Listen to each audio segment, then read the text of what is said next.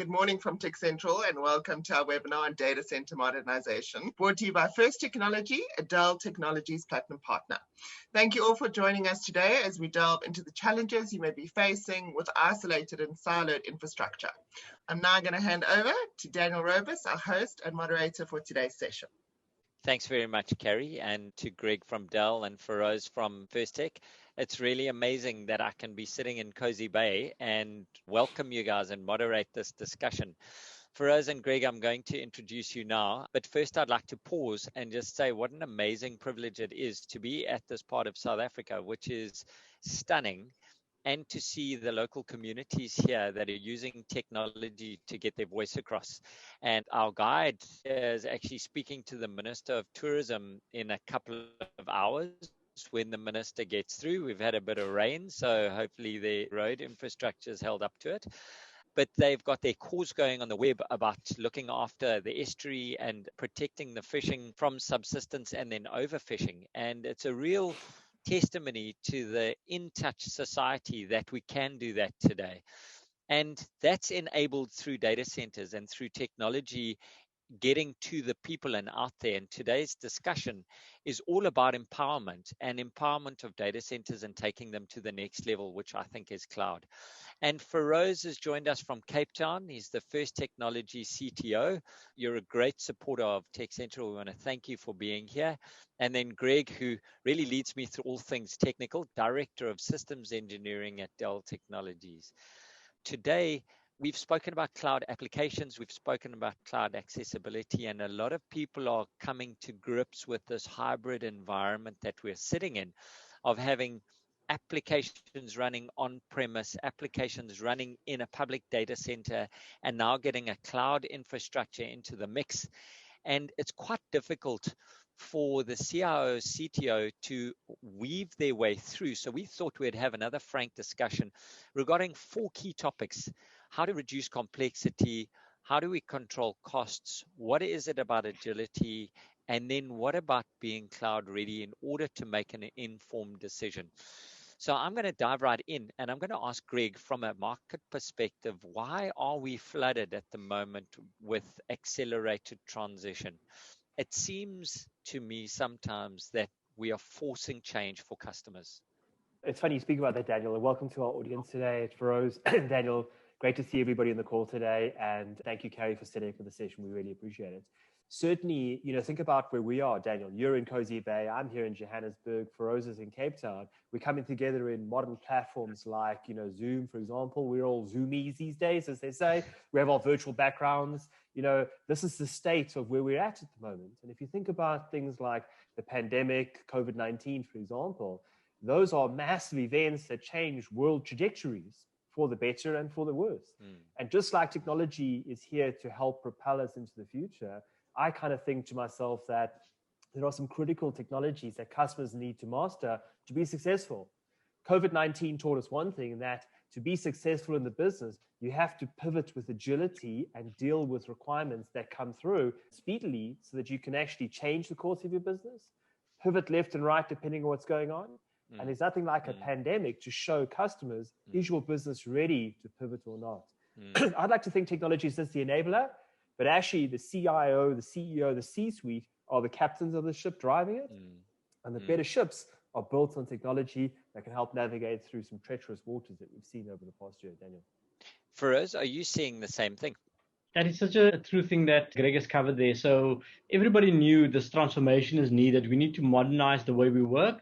We've pretty much done it the same way decades and decades after. Everybody drives to the office, everybody works. And some industries accommodated telecommuting to an extent whereby people work hybrid. But it was broad scale work from office. That was the tradition. Digital transformation has been around probably for a decade. And people started touching on it with cloud-based applications, ERP systems, whatever it might be.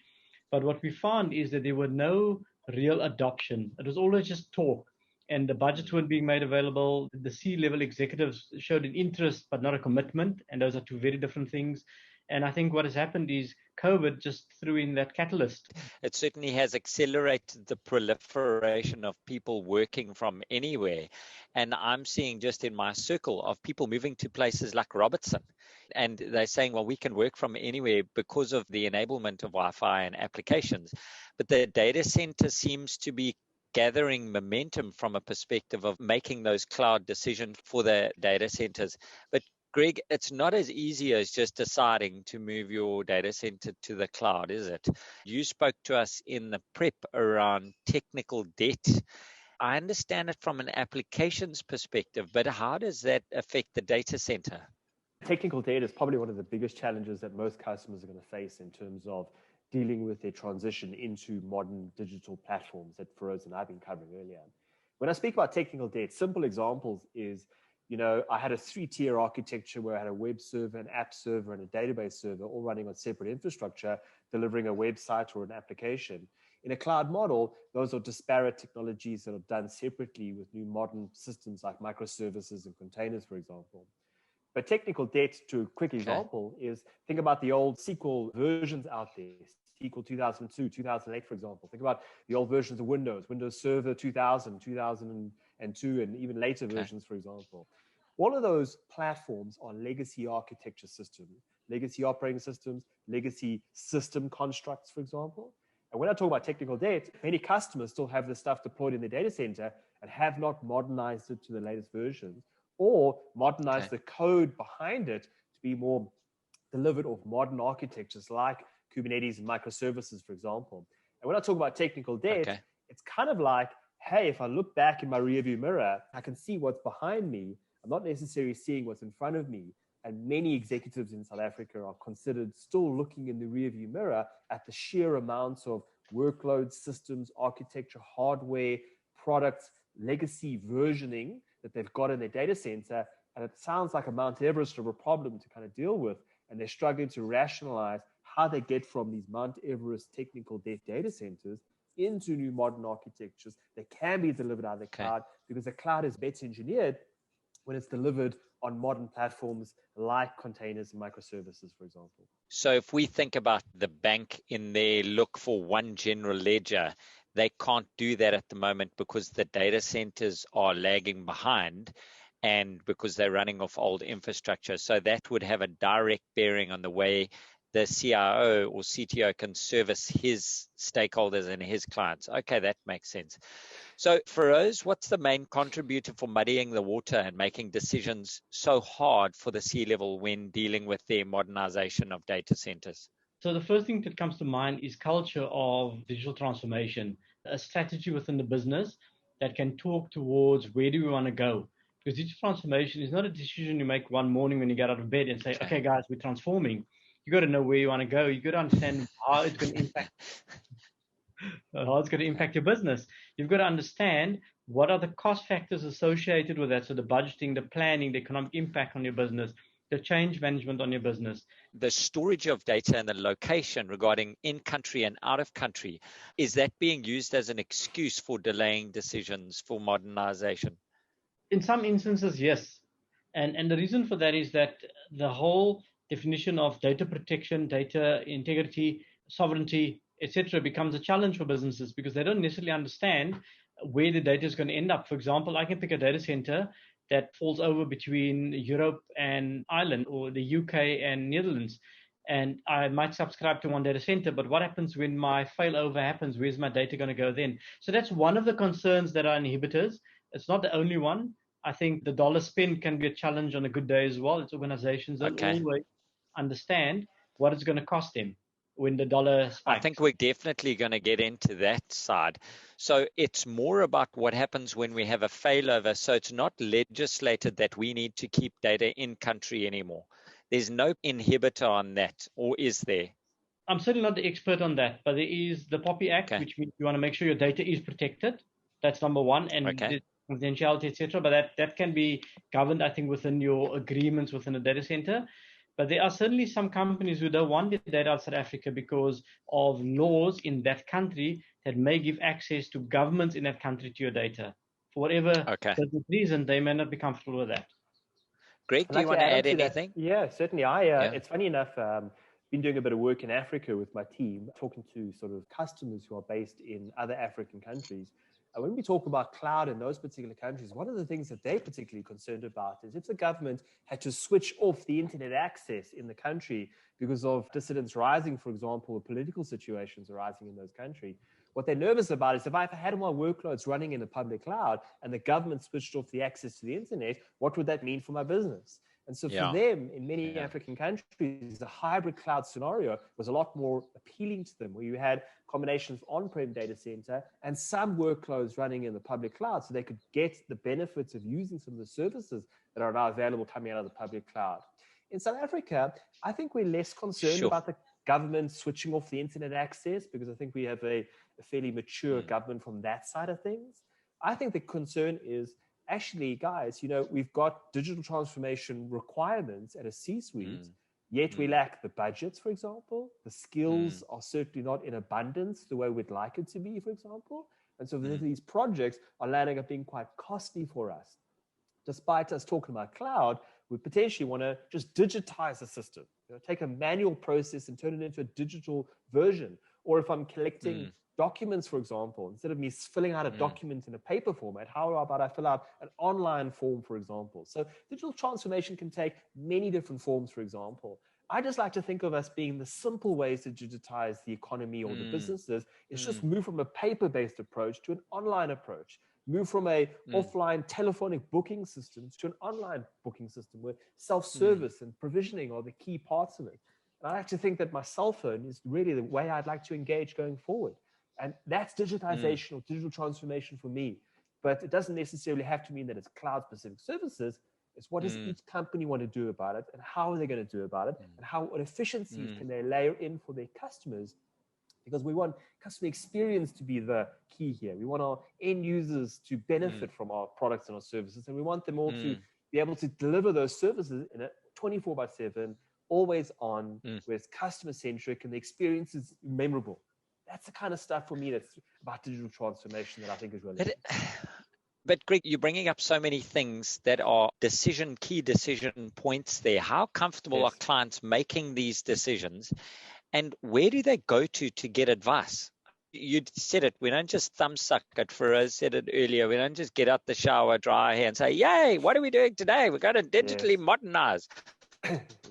So where do clients go to see the decision paths and to make these decisions? I think there's combinations of industry support through partners like Gartner and IDC who talk about digital transformation to the hills and back. There are events that are publicly shared in South Africa that many customers can need to go to. I talk on many different platforms, both television-wise and on streaming particular platforms. We do a lot of work ourselves. So when you add up content from industry vendors like IDC and Gartner with content from hardware vendors or technology vendors like Dell, partner vendors like First Technology, there's an abundance of vendor information coming at you, which says, actually, here are ways to digitize. Here are ways to drive digital transformation.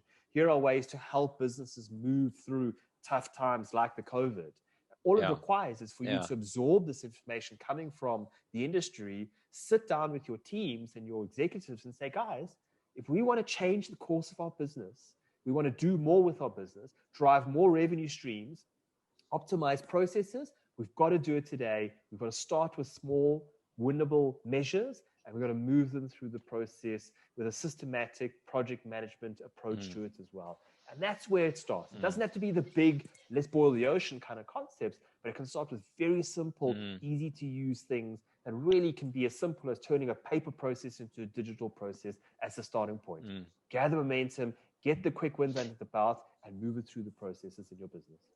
So what Greg said is so true, and I think that's the problem here. He's kind of touched on the crux on it, in that, first of all, people think that digital transformation means the cloud. And digital transformation doesn't necessarily mean the cloud. Cloud can be part of the solution, and it often is, but it's not the only thing that needs to be done. And that cloud doesn't necessarily mean it's got to sit in a hyperscaler in the big players out there in the industry. It means, what are you enabling in terms of service? Ultimately, digital transformation needs to have, in my mind, the following impact. First of all, an economic gain for the organization, an optimization for the organization, a better user experience for the organization, i.e. their users, and a better customer experience and efficiency that the customer gets in terms of engaging with them. And that to me is loosely the definition of digital transformation without complicating it with technical terms or technologies. And I think that is the starting point that Greg so eloquently explained, that, tick box the small things and build on it towards a vision in terms of how that's going to impact your business and what is the outcomes that you expect from it. But what do you think is the main message being peddled to the CFO regarding cloud and digitization? And I love the fact you've made the distinction between the two, because I think that's the problem, that people put them together. You can't have digitization without cloud. And what do you think is the main driver that you are seeing, Feroz? So before I fully answer that question, I think the first thing is that the FD, I'm saying, it generally gets the message of cloud in terms of the social media, or he's heard friends and their business have done something, and the feeling is that cloud is going to change their business from an economic point of view, i.e. it's going to be a massive cost savings. Guys, we've got to go to the cloud. So we engage with CIOs and IT managers on a regular basis. And when we sit with them and we're busy talking about this transformation, and we ask the question, why do you want to do it? No, my CFO is asked for a proposal for the cloud. Literally, that's the question. And so it's not a question of how do we transform our organization. And I think the problem is it's a big elephant to eat, right? Transformation. Yeah. It can be huge. Maybe the buzzword of the cloud just is easy to pick on and say, guys, that sounds like a sound plan. Why don't we look at the cloud? Yeah. And often that is the conversation, how it starts. So the driver that we've identified is that the expectation is that the cloud will be cheaper. It's going to save us money. It's going to save us cost, sometimes people, or we'll redeploy people, or sometimes it's just a net cost savings. And that's a complete different debate, because the cloud has never, ever proven itself to be cheaper. It's not about money. Ooh, hold that thought. Hold that thought. We're going to come back to that one. I love that. Am I allowed to paraphrase it? It's because it's never proven itself. Okay. We've been going 20 minutes. We've got some questions that are just in your wheelhouse, and I just want to run through them quickly. I think the greatest mindset barrier to digitization in South Africa is the haphazard way in which we make decisions in operations. Leadership style is still clutching at first principles and don't have the patience to use data automation in making decisions. I would love you to answer that. Greg, going with you. There's some key points that struck to me with that particular question around data and automation in terms of making final decisions. Gartner says to us that 75% of all the world's data over the next couple of years will be generated outside of the data center, including public and private cloud locations. Now, if you take that into context, where we're going is adding combinations of Internet of Things, edge computing systems, where we use data and automation to drive more accurate decision-making inside particular customers. Things like predictive maintenance are good examples, getting better at dealing with problems inside accounts, dealing with problems inside the data center. And the question is quite correct in saying, when you add data and automation together, and we do it in a constructive manner, we can design better applications, we can improve our processes, we can lower our cost of running our businesses, for example. And that is ultimately a good example of where digitization and digital transformation really start to make sense for businesses. In a dog-eat-dog world out there, and we're producing products that go around the world, it's vitally important that we look to control our costs, make quick decisions, and make decisions that will benefit the business in terms of its trajectory over time. And that's where combinations of technology can really make a difference to how businesses' decisions are made. And that's a good example of where the connection would come in. Ultimately, what it comes down to is that using the technology to benefit the business and driving its decisions, it's what it's all about, Daniel. Yeah, Tahir has really segued himself in there as well. And I imagine Tahir is dealing with some issues at the office, which is, which steps would you take to convey business value of the business case moving from legacy on-prem servers to a public-private cloud-based business to the C-suite? And Feroz, I would love you to answer that question, please. I think it obviously needs to be engaged. I mean, it's not a once-off or rather a spontaneous strategy. But I think the most important part is to understand what would be the expected outcomes of the organization. So before you engage the C-suite, is understand what is the impact on business so that you can map that into a charter or a plan and then a strategy, obviously, and then map it out to the tech level in terms of the implementation of that particular steps.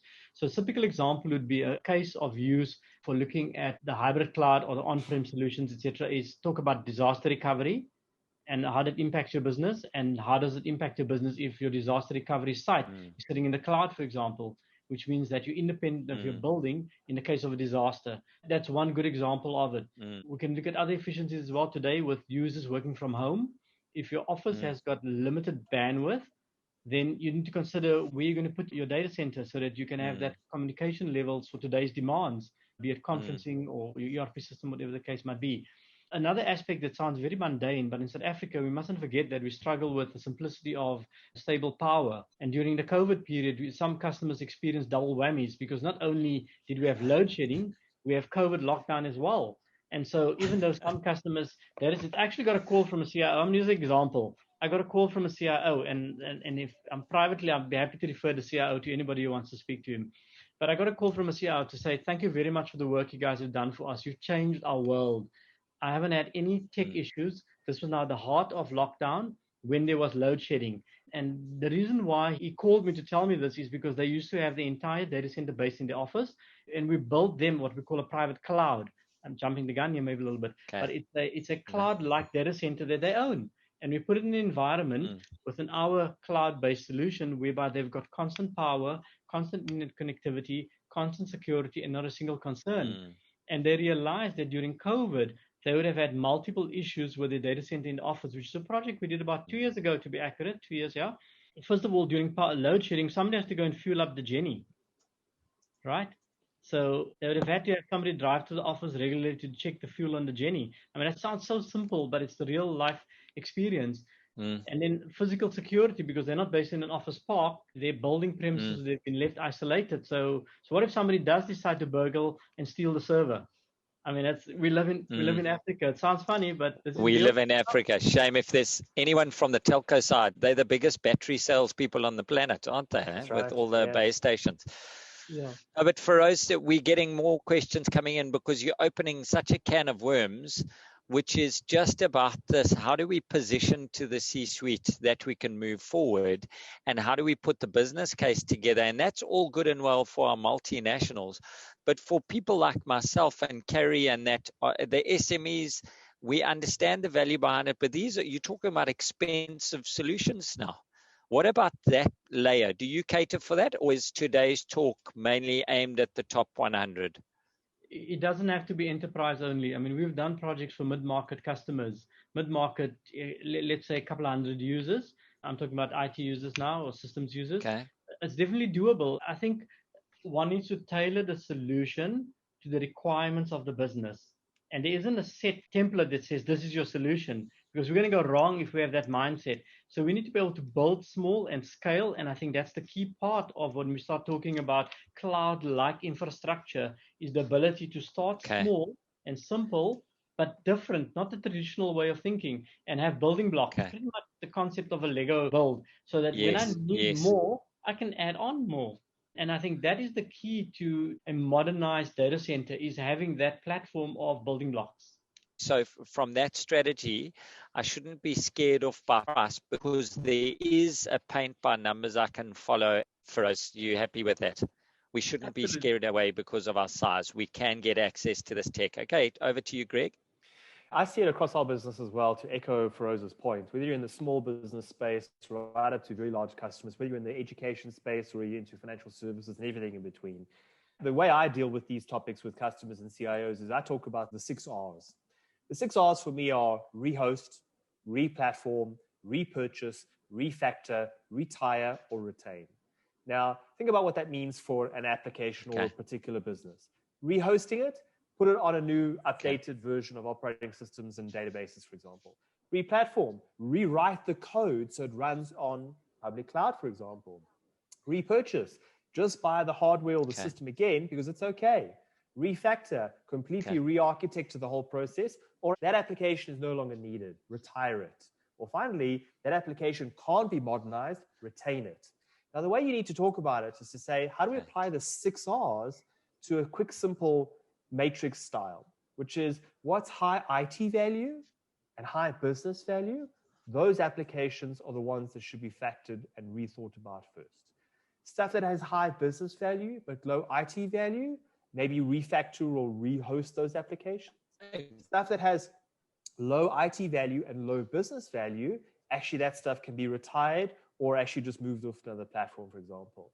And when you take the 6 R's concept and you apply it in the model of being high IT value, low IT value versus high business value, low business value, and you think about it in that particular context, that model can apply to small businesses right up to very large businesses in terms of how we think they should go about modernizing their platforms and their systems to become more digitized or more digital. Greg, I want you to run through the 6 R's again, because I actually checked out. I was listening to answer, and I really want to listen and retain it. Yes. Because one of our questions was, how do they determine whether or not their transformation strategy is still relevant, specifically to incorporate the people problem and process problem? And I think you've just answered a good chunk of it using the 6 R's. So just list that down for me so even the slow people in the room can get it. No problem. It's rehost, then we replatform, or we repurchase, or we refactor, or we retire, or we retain. Now, that concept of the 6R model was actually pioneered by Gartner, and Gartner has moved it on. And what we see it is we adopted it in our own business. We see it being adopted with much of the hyperscalers, and many of the infrastructure vendors or technology vendors across the market follow the same kind of process. Now, to your question earlier, Daniel, about people and process, and this is a big challenge for all organizations to face. You can have the most amazing technology in the entire world. You can have the most robust systems and procedures, but actually the people and the business bureaucracy are going to let you down every single time. And what we've seen with some of the large banks in this country is some of them have signed very large contracts with some of the hyperscalers with very big financial benefits and carrots that are attached to that to get into some of these public cloud locations. But they're struggling to migrate these workloads in. Why? Because people and process will always trump any technology decision, whether it's cloud or any infrastructure decision to remain on-prem or otherwise. And it's a scary thing to think about, but people and bureaucracy are the biggest challenges in organizations. And that's the kind of stuff that we all need to overcome, irrespective of the size of your business. Yeah, with respect, I mean, these are the people that are protecting the organizations, doing the best with what they know, and are trying to keep the organizations going. So I've seen a lot of employees taking flack, especially from vendors, saying like they're slowing it down, but then maybe our message isn't great. And, you know, we've got that hype cycle that comes around, and it's your job, Greg, to make sure that we're ahead of the game. And you are selling everything out. But can you imagine the poor person sitting back in the data center? His job is to make sure his users have got access to IT when they need it. And then you come out with these new things. It's a bit scary. So with this data center modernization, where are we on the hype cycle with regard to cloud and modern data centers? Are you still peddling vaporware, or is this? I'd like to split both of those concepts up into two potential different hype cycles. You've got cloud as the one side of things, and you've got modern data centers. If you know anything about the Gartner hype cycle, it's got a very big peak, and at the top of the peak, we call it the peak of inflated expectations. Then it hits a very big bottom. It's called the trough of disillusionment. And then we move up to a balanced act, or what we call the slope of enlightenment, and we settle in the plateau of productivity. Now, when you talk about modern data centers, and it's really a time trigger here at the end of the day, because modern data centers have been around for a long period of time, we're at the plateau of productivity, which means that the solutions are mature enough to be adopted today, and they can yield very good benefits for businesses. However, when we talk about cloud, for example, and we talk about potential public cloud only specific styles of play, I think we're reaching the peak of inflated expectations where customers or vendors were selling the sort of hard data points around it, selling the Kool-Aid, for example, and many customers are drinking the Kool-Aid properly. And then they turn around to us afterwards and they say, actually, it's not quite as keyed up as that. You know, it's potentially expensive, or there's some other challenges to it. It didn't solve all my problems. And we move down the trough of disillusionment to the bottom, and hopefully we can find the balancing act over the next 2 to 3 years to say, actually, the cloud has got a significant play to make, as does the modern data center, but it's not all in on the public cloud. It's a combination of modern data center, hybrid, and using some of the best features and functions that come out of the public cloud that will land up being the way to go for customers over the next few years. So I'd like to split those two solutions up in terms of, because they're in different spaces, certainly in my mind. Feroz, do you have a different view? Okay. Not at all. As a matter of fact, the reality is exactly that, is that we're seeing that customers are being attracted to it because the value being presented is exciting. And I think there's a lot of sweetness on the table at the moment. Use the term Kool-Aid. So remember, I can use the word sweetener on the table to attract these customers, 6 months free, or we'll pay if you put so much in the cloud in the beginning. But that's all the honeymoon phase. And as customers are getting into it, it doesn't pan out exactly what they expect it to be. I think there's a lot of complexity. And especially if you rush the jump to the cloud and you haven't looked at all your, Greg's model of the R's is very key actually. If you haven't looked at all your business applications and how they behave and what they need and their compatibility to the cloud, then you're in for a surprise. And I think some customers are taking the leap of confidence because the brand is big, so the promise is true, but the practicality or the reality doesn't match. Feroz, do you think the majority of your customers are ready for a multi-vendor or multi-cloud deployment solution from a management perspective? So some aspects of it is already multi-cloud, and we've grown into that without understanding. It's the simplicity part of it. So for example, our email. She's like, oh dear, not sure what happened, but we've got all of this running and now we've got to deal with it. Okay, no, that's my life we're talking about there. Okay, thank you. Yeah, so it's not just me. Yeah, so some of it, and there's also a concept called rogue IT, or rogue applications, where people sign up things without having an IT endorsement. So somebody signs up for a CRM application or something else. It hasn't been vetted by IT. Simple example. I'll give you an example. Dropbox. Dropbox is an online application. You can use it on a personal level. You can use it on a business level. It's become part of people's lives. And on the business level, people are using it for business, but who governs the content going to it? Who looks at the data compliance? Who looks at the security? Who looks at what data is being taken out of the business? So that is a cloud function. I'm steering away from the question there for a moment, but that's an example of cloud adoption. Now, a legitimate cloud adoption is the mail server. The day for a mail server to be based in Office is seriously legacy, right? Yeah. So 365 makes 100% sense, and it's cloud. So today we may find that we've got an ERP system that sits in the cloud, or CRM system that sits in the cloud. We may find that we've got our Office 365 application in the cloud, and so we're already a little bit there. But where I think the challenge comes in is that when we want to start taking our line of business stuff to another place, how do we do it? Okay. What is the integration requirements? Do our application needs modernization? And I think that's the challenge. And that's where people are peddling this one pane of glass across all of your applications and really getting the ESM work cut out for them, because they need to manage all of these environments, which leads us nicely into the second thing we wanted to talk around is controlling costs. And both you and Greg have spoken about how cloud can get, that consumption-based use can get out of hand and payments going mad because we've rolled out PaaS and someone's done something quite interesting. Feroz, is modernization a purchasing decision or a technical decision? I've got to say both, but I'm going to reword it maybe a little bit, okay? Okay. I think it is a financial influencer as opposed to a decision, or rather it should be a financial influencer and not a decision. Okay, so if I'm going to explain that a little bit, it talks to why the business wants to do it. Is it because they want to save cost? Is it because they want predictability of cost? Is it because they don't want physical hardware anymore and they're prepared to accept a higher cost? What is it that's driving the business? So sometimes it's not necessarily the cost itself, but the model being utilized. So once you understand the business requirements, you then decide on a business model from a finance point of view. So is it a pay-as-you-go service? In other words, I'll just pay for what I use. Or is it something I want a bit more predictability in? And so there's so many models that can be used. If I simplify it, you can buy a data center. Let's take a car. You can buy a car, okay? You can finance a car and pay it off and own it in the end. You can lease a car and not own it at all. And all those kind of business models exist today for people's infrastructure and data centers as well.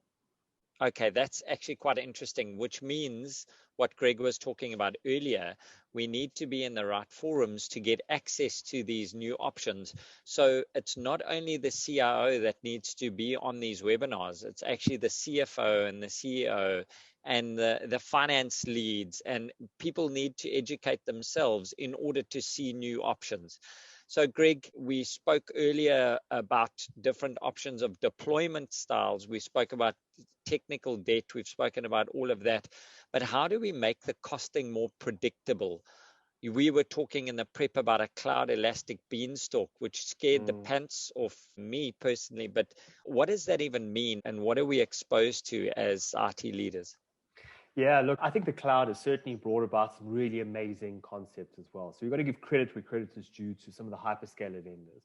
One of the things the public cloud does particularly well is the pay-per-use type concept. To say, I ran my app in the cloud, I used 1 week or 10 minutes, and I added these features, and I paid just for that specific piece of technology, and then I turn it off, for example. And so the pay-per-use concept is something that's really eloquently done inside the public cloud. But I think just like the public cloud led in that particular space, many traditional infrastructure vendors and partners have caught up to that model today and are able to offer very similar type of solutions to customers in an on-prem private cloud or co-location data center in very much the same model and vein like the hyperscalers do at a grand sort of level. The difference being where you take into account things like Elastic Beanstalk, which in principle sounds like an amazing concept. And in short, what it means is to say, if I have an application and it needs more memory, more storage, more XYZ factors to it, let the system automatically switch on those capabilities as the application scales. And you pay accordingly. Now, that sounds great. It means I can give all the resources to my application that's needed. What the downside of that is the bill that comes along with it, potentially some of the downsides. And surprise! I like to think that, there we go. Yeah, and a good example is databases, for example. You can't throw enough memory or disk to a database because the more you throw at it, the more it will use over time because it's a good product that takes advantage of as much memory and storage that it can possibly get to. Now, when you bring those things into account and you say, hey, I switched on this service because I liked it, it becomes quite costly for customers.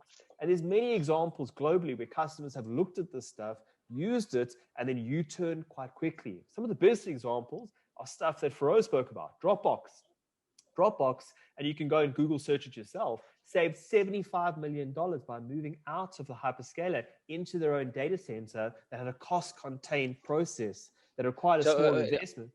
Hold on, wait. So they moved from a public data center, they moved back, and they saved money. They saved money, correct, 100%. The other example I'd like to use there is Bank of America. Now, Bank of America is a massive account.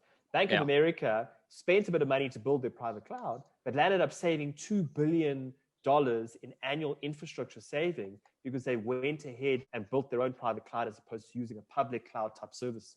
And so the point I'm making here, Dan, is that whether you're a small business or a large business, the margins to operate businesses today are wafer thin.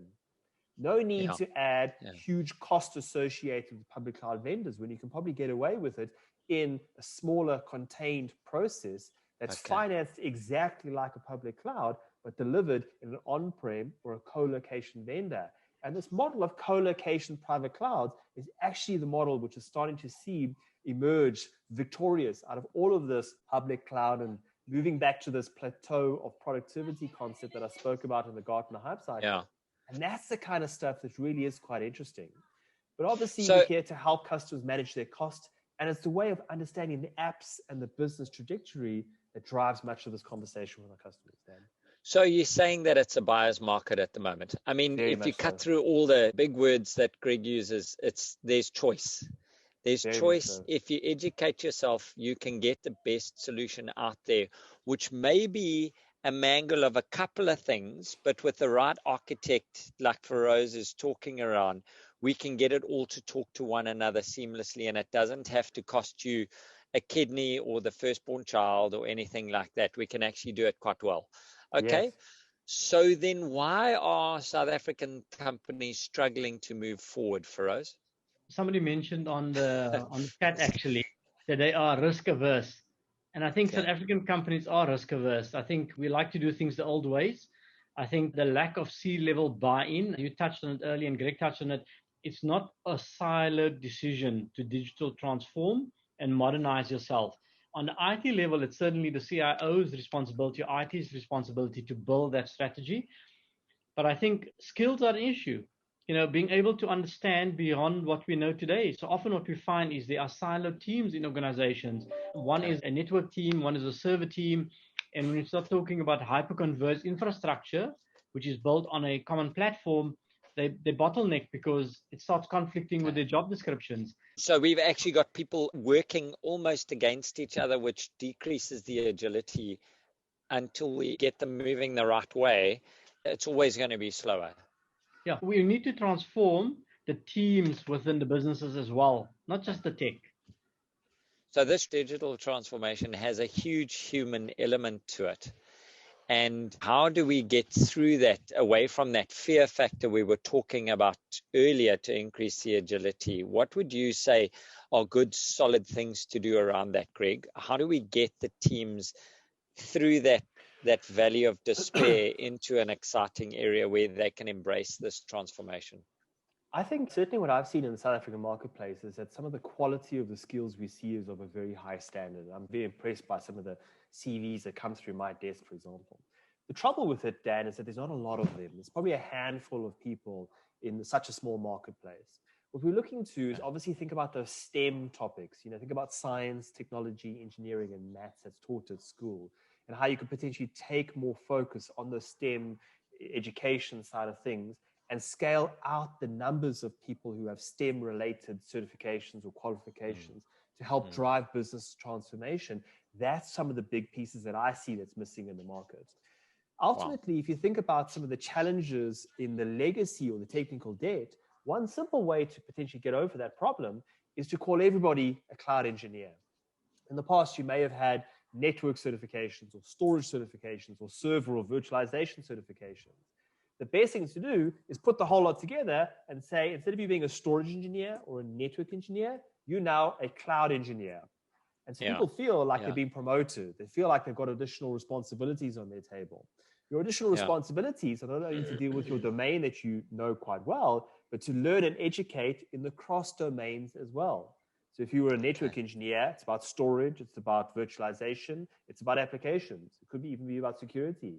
And if you start to work your teams in such a way that they can look at the cross skills associated and feel that they're progressing in their own careers, you'll have a far higher chance of success when you want to adopt cloud-like applications or embark on a digital transformation journey as well.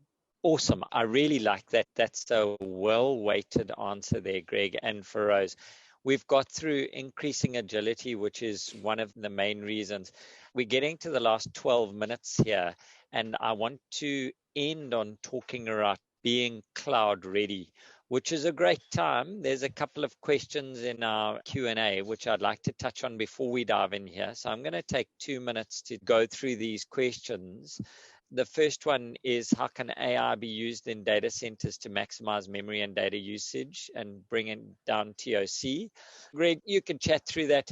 I think it's becoming pretty standard at the moment using automation and robotics. So if you're not in automation and robotics, you should be, and that'll help you with the AI. But I'm going to let Greg answer that. Sure. And then I've got 2 more questions for Rose. I want you to answer the next one for me. Go, Greg. I think AI is really some incredible sort of technology. Now, Jensen Huang is the CEO of NVIDIA, and they've just had the NVIDIA conference that's kept up recently. And if you look about what NVIDIA are doing with their ARM architecture, they are building the next generation artificial intelligence systems and architecture. And I urge all of you, go and Google search CTC, I think it's called. It's the NVIDIA technical conference that's just happened a couple of weeks ago, and listen to their CEO speak about the future of NVIDIA and ARM as a product. The key with it is to marry up significant amounts of data that can be processed very quickly so that business decisions can be made from it. More data is better than less data, and more and disparate types of data are most important. The more data that's come together in data lakes and systems, the easier artificial intelligence systems or machine learning or deep learning systems can process the data, and so the outputs are a bit more real. And remember, there's 2 types of data. Data that's immediately generated is very important for redundancy, snapshotting, and disaster recovery purposes. But as data ages and it drops past 90 days or 180 days, it becomes irrelevant. But when you bring in years and years on years of data into data lakes, that's where the data starts to regain its value again. And that's where artificial intelligence starts to become a lot more real. I think we're just touching the surface with artificial intelligence, and it's proof with vendors and conferences like NVIDIA and Arm, what they're doing. It really is an exciting world to be in, especially going forward. And the applications are endless, even here in South Africa as well. I could not agree with you more. And I think, Greg, we need to have a separate session just discussing AI and the workplace for it in South Africa. We had a question from anonymous attendee. Anonymous. What other factors besides price should be considered when deciding to move a server and service to the cloud? I don't want you to answer that now, Feroz, because we've got a couple of questions now being cloud ready, but we should touch on that in those questions in the next 9 minutes. So anonymous, you don't get your question if you can't tell me your name. But Dev Jevan has said, how do you hedge costing in a dollar-based industry specifically for South Africa for transformation and cloud? What do you advise customers with regards to hedging to the dollar, Feroz? Or do you just negotiate with Greg quite a lot and you fix the price? Greg and I have a partnership. The business has a partnership, but it's got to be viable for a customer. I think that's the key part to the partnership. If we can't make it work for a customer, then it doesn't work. And that's just the reality of it. I think we find that our hyperscalers are definitely dollar-based, and there's a large influence on that. Organizations like Dell hedge their pricing in South Africa, which freezes it for us in a very balanced manner. So, for example, if there's suddenly a spike in the dollar, they don't suddenly spike their pricing. And the customers get the benefit of that. Often they carry us for 3 months on a bad rand value against the dollar. And that's awesome because it gives customers that chance to buy the investments they were contemplating at the same price it was before the dollar went chaos, or the rand went chaos downwards, obviously. There's other parts to it as well where there's a lot of local skills and the skills understand the dynamics of cloud, of local providers, competitive landscape, and a partner to a customer should be able to help them navigate that roadmap. Awesome. Okay, so now we're going to go back on piste. We've got 8 minutes, and I want to ask you these specific questions. Greg, how do you know when a client is cloud ready? When you walk into a client that's considering this, what are the indicators to say that they're ready? Some of the stuff that my team does is that we go into customers, we look at the assessments that we can run inside the accounts, for example. Some of the big indicators are the technical debt, is what we covered a bit earlier, the maturity of the individuals that run the IT shop, the maturity of the skills around virtualization, that's a big driving factor, and particularly what is the comfort level with storage, network, security, application management, and are they done in a lean kind of model that they can run a low-cost IT shop that actually delivers the value for the customers, but in a way that can help drive digital transformation. Now, part of that conversation is to say, actually, there are a couple of other factors that you need to think about. And if you think about these 5 factors today and you drive them internally within your business, you're in a far better shape to think about cloud and the adoption of cloud. And they are as follows.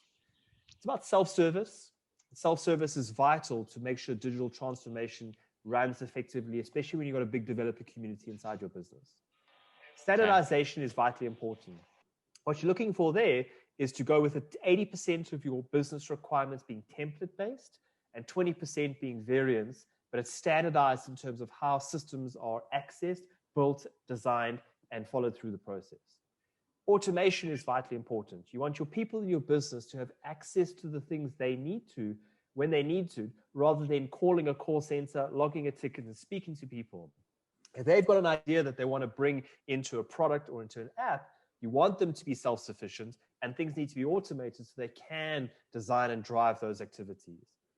The last 2 are around orchestration and visibility, and then finally the charge. How does the costing model work? If the customers have mature concepts around those 5 key areas, I would say they're in a better position to drive digital and cloud-like requirements for their business. And that's certainly the things that we look for when we speak to customers, and certainly the investment justifications we talk to at the CFO, CIO, CEO when it comes to modernizing and building cloud architectures in the businesses as well. Awesome. I love that. Feroz, a different take on the same question. When you walk into a customer, how do you know you're going to struggle? What are the 3 points you would look at and you say, whoa, this is going to be an uphill battle for modernization? First of all, no strategy. If the customer organization doesn't know what they're doing and why they're doing it and how they're going to do it, perhaps not the how, but the why and the the business benefits, then we're going to struggle. There's no C-level buy-in, so a single person is driving digital transformation on his agenda. That's not going to work either. Lack of economic growth in an organization. If an organization isn't seeing growth, the focus for the business will go on to other things and not necessarily transformation. But also lack of budget. You can't do this thing without investing. And if you're not going to invest, then it becomes a side project. And as we discussed today, transformation can't be a side project. Awesome. I like those. So if we turn it around, if we summarize, you've got to have a statement of saying why modernize. There needs to be a business case, and someone has to have articulated that, and a team has to have approved it. If there's one person trying to push the tide of modernization, it's probably not going to work.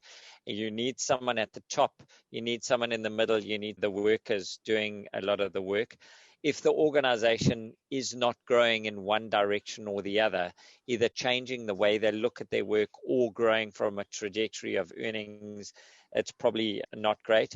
And they have to understand that this is a paid for exercise. So there's going to be money that's going out in order for us to modernize. Money or effort, but resources are going to be thrown at it. So do you think clients' buying cycles are adapting to the new options that are out there, Greg? Do you think that we are au fait with the rent, the use, the buy, or do you think we are still lagging behind in our process and procedures of acquisition? I often lead a customer insights discovery session with customers.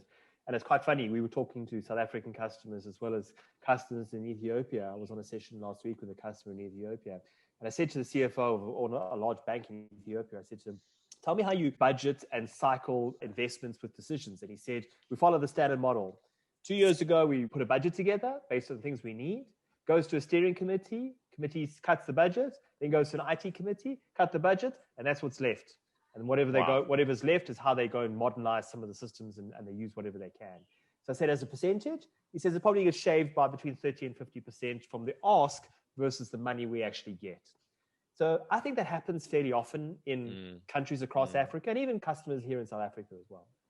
On the other side of things, I'm starting to see a lot more customers say, we have some CapEx budget that's been put together, but we also like OpEx in our business, which says I like a monthly cost as to how the structures and how IT is consumed and how we pay for it as well.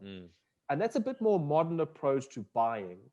I think vendors like Dell and partners like First Technology have a big role to play in optimizing how infrastructure is purchased, very much in the same vein as how the public cloud sells you service, paid for month or consumption in hours or increments or metrics that are relevant for the product itself, could be gigabytes per second or total gigabytes or memory or whatever it may be, but taking into account what's relevant for individual accounts, what's relevant for individual buying behaviors, and how are those buying behaviors changing over time.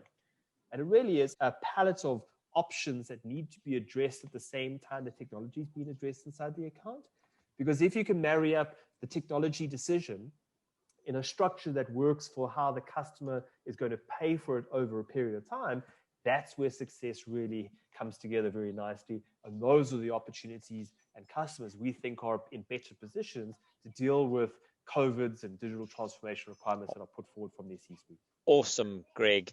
We've come up to the hour and I hate overrunning, but there's just so much to discuss. I'd like to thank Feroz and Greg for an interactive, informative session. Feroz, if you've got a 30-second wrap-up, is there anything you would like to leave customers thinking about for the next quarter?